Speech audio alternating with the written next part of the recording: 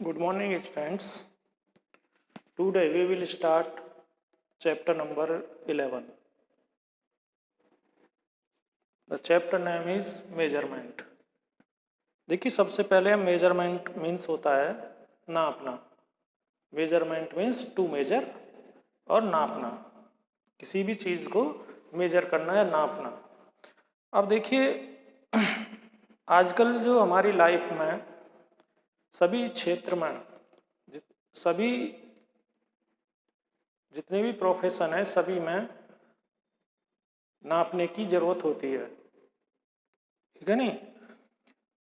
बिना मेजरमेंट के किसी भी क्षेत्र में काम चलने वाला नहीं है आजकल. अब जैसे कई बार हमें लेंथ एंड डिस्टेंस नापने की जरूरत होती है. जैसे लेंथ और डिस्टेंस नापने की कहाँ कहाँ पर जरूरत होती है हमें एवरीडे लाइफ में. देखिए हम एक एग्जाम्पल से आपको समझा रहे हैं. जैसे एक टेलर है, जब आपकी एक यूनिफॉर्म सिलता है या ड्रेस सिलता है तो उसके लिए जो क्लॉथ नापने की उसे ज़रूरत पड़ती है. टेलर को एक क्लॉथ नापने की भी ज़रूरत पड़ती है. कितनी हाइट है, कितनी इसकी वाइड है, कितनी लंबाई है, कितनी चौड़ाई है, ये सब चीज़ नापने की ज़रूरत पड़ती है क्लॉथ की टेलर के लिए जब तब आपकी यूनिफॉर्म बनाता है. इसी तरीके से एक कारपेंटर है, जब आप फर्नीचर बनवाते हैं, कोई घर पर काम आने वाला फर्नीचर बनवाते हैं कारपेंटर से, तो उसे वुड की हाइट, लेंथ और वाइड ये सभी चीज़ नापनी पड़ती हैं. उसके अकॉर्डिंग ही, उसके हिसाब से ही वो उस फर्नीचर को शेप देता है. ठीक है नहीं. इसी तरीके से देखिए आजकल जब हम वन प्लेस से अनदर प्लेस पर जाते हैं तो उसकी डिस्टेंस का भी पता होना जरूरी होता है, क्योंकि डिस्टेंस के बिना वहाँ पर जाने के लिए, दूसरे प्लेस पर जाने के लिए एक तो मीन्स क्या साधन करेंगे. यदि कम प्लेस है, कहीं डिस्टेंस कम है, तो उसके लिए हम रिक्शा भी कर सकते हैं. लेकिन डिस्टेंस यदि लॉन्ग डिस्टेंस है तो उसके लिए हम दूसरे मीन्स से भी, ट्रांसपोर्ट के मीन्स से जा सकते हैं. तो उसकी डिस्टेंस हमें पता होना चाहिए जहाँ पर हम दूसरे प्लेस पर जाते हैं. अब डिस्टेंस पता होने के साथ साथ उसका जब डिस्टेंस पता होती है तो उसका जो ट्रैवलिंग का जो रेंट किराया होता है वो भी डिसाइड किया जाता है डिस्टेंस के अकॉर्डिंग. इसलिए कहीं भी वन प्लेस से अनदर प्लेस जाने के लिए डिस्टेंस का पता होना जरूरी है. तो अब देखिए ये इसके मेजरमेंट के टू पार्ट्स होते हैं. मेजरमेंट के टू पार्ट्स होते हैं. फर्स्ट होता है इसमें नंबर एंड यूनिट. नंबर और यूनिट टू पार्ट से मिलकर के मेजरमेंट बनते हैं. जैसे हम एक एग्जांपल लेते हैं डिस्टेंस 20 किलोमीटर. डिस्टेंस का कितनी डिस्टेंस है,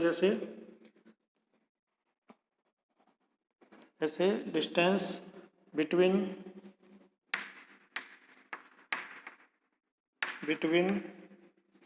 स्याना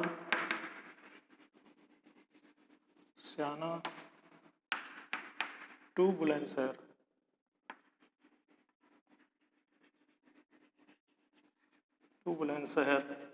यानी बुलंदशहर और स्याना के बीच कितनी डिस्टेंस है. तो आप किस तरीके से इसमें रिप्रेजेंट करेंगे. 32 किलोमीटर्स. यानी कि हमने आपको बताया था मेजरमेंट में एक तो नंबर होता है और उसकी यूनिट होती है. जैसे कितनी यूनिट, नंबर क्या हो गया इसमें 32. Number is 32 and its unit is kilometre. तो मेजरमेंट के टू पार्ट्स होते हैं, नंबर एंड इट्स यूनिट. जैसे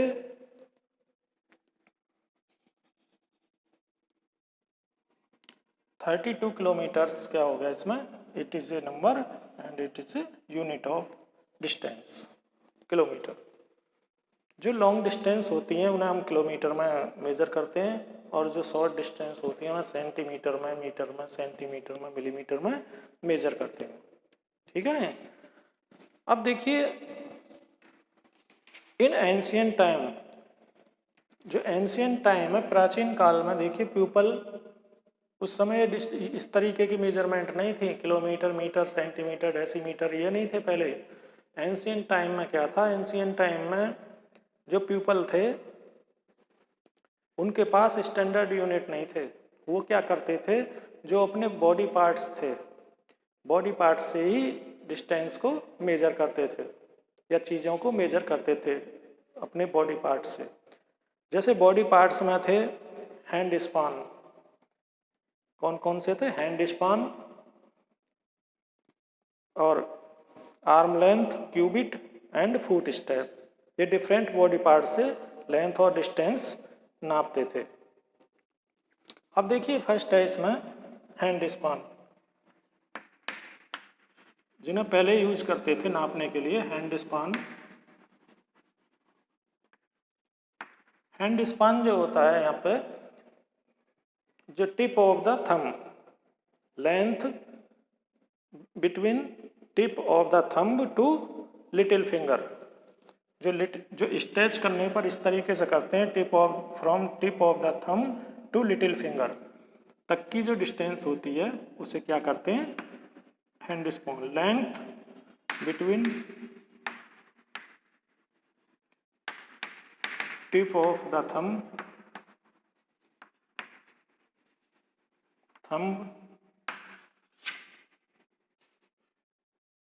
to little finger.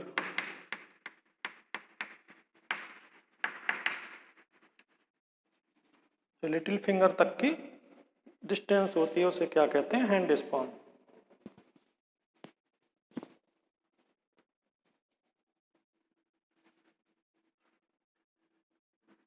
And little finger. Number 2 हो गया क्यूबिट। क्यूबिट देखिए, length between the tip of middle finger, length between the tip of middle finger to elbow, elbow से और middle finger की tip तक की जो डिस्टेंस होती है, length between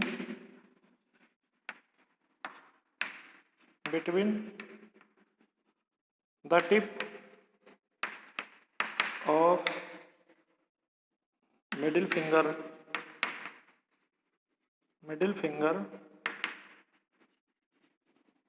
and elbow.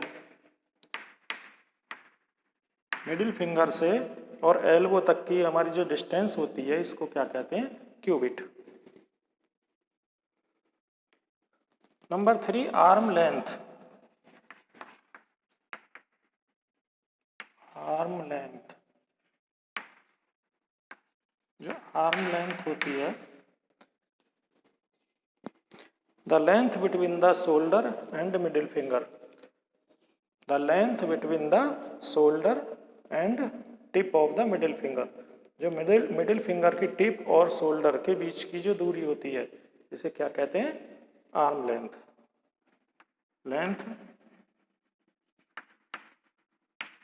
Length between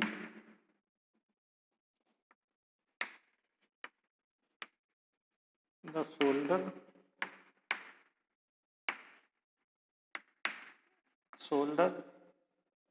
and tip of middle finger.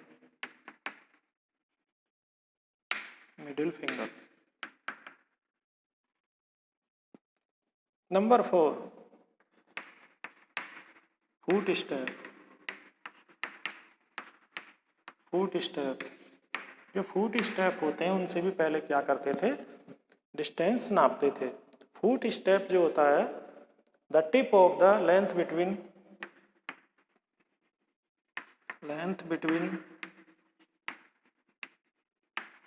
The tip of thumb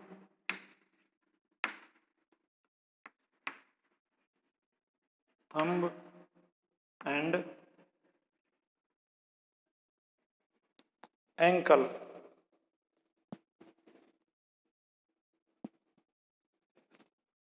and heel of the foot, heel of the foot। जो foot का हील होता है, पीछे एड़ी होती है उससे, और जो हमारा थंब होता है उसके टिप तक की जो दूरी होती है, डिस्टेंस होती है, लेंथ होती है, उसे क्या कहते हैं? Foot step. तो पहले देखिए, जो पहले एंशिएंट पीपल जो थे वो 4 टाइप से लेंथ को मेजर करते थे। First is hand span, second cubit, और third arm length, and fourth foot step.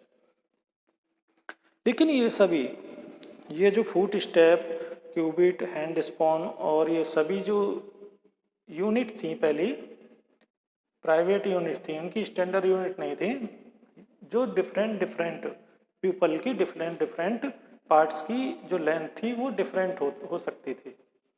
जैसे जो छोटे बच्चे हैं उनकी डिफरेंट होते हैं, डिफरेंट पार्ट्स की लेंथ अलग होती है, छोटे होते हैं।